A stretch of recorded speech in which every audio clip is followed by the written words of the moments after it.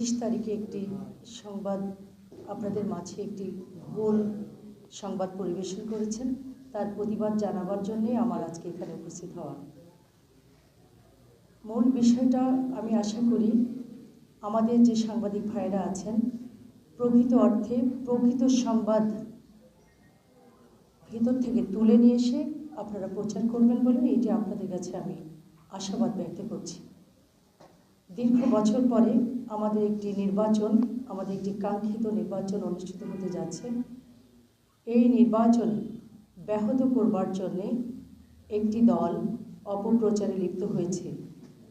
ইতিমধ্যে সাংবাদিক সোশ্যাল মিডিয়াতে আমরা যেটা দেখতে পাচ্ছি, বিভিন্ন সময় মব সৃষ্টি করে এই নির্বাচনকে প্রলম্বিত করার অপচেষ্টা করা হচ্ছে।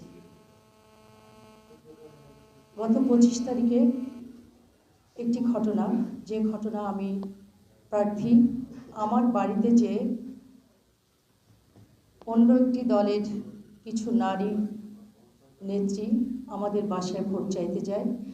আমার শাশুড়ি আমার জায়েদের কাছে ভোট চায় তাদের মার্কাতে। যেহেতু আমি প্রার্থী সেহেতু আমার বাড়ি, আমার শাশুড়ি সেখানে বলেন যে আমাদের বাড়ির প্রার্থী, তোমরা আমার কাছে কিভাবে ভোট চাইতে আসছো।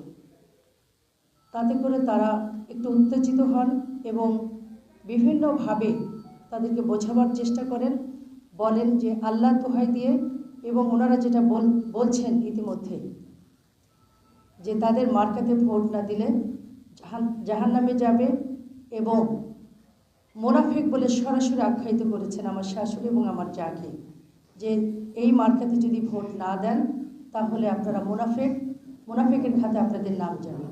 সেখানে তাদের সাথে একটু কথা কাটাকাটি হয়। ইতিমধ্যে তারপরে আমার হাজব্যান্ডের ছোট ভাই আরাফাত কল্লোল এবং ও থানা যুবদলের সাধারণ সম্পাদক, সে সুন্দরভাবে সেই নেত্রীদের কাছে জানতে চেয়েছেন যে ইসলামী ব্যাখ্যাটা কি, আসলে যে আপনাদের এই মার্কায় ভোট না দিলে ইসলামী কি ব্যাখ্যা আছে, ব্যাখ্যাটা আমাদের দয়া করে একটু বলবেন। শুধু এতটুকু মাত্র, বাকি আর কিছুই হয়নি। বিভিন্নভাবে আমার যে জনপ্রিয়তা আছে সেই জনপ্রিয়তাকে ক্ষুণ্ণ করতে নানা অপকৌশল এবং অপষড়যন্ত্রে লিপ্ত হয়েছে। আমি বিশ্বাস করি আমার চৌগাছা চিগুরগাছাবাসী এমন কোনো মিথ্যা তথ্যে বিভ্রান্ত না হয়ে আপনারা সঠিক তথ্য যাচাই বাছাই করে আপনারা সংবাদ প্রকাশ করবেন। আপনাদের কাছে আমার বিনীত অনুরোধ। আপনারা জানেন যে আমাদের নেতা তারেক রহমান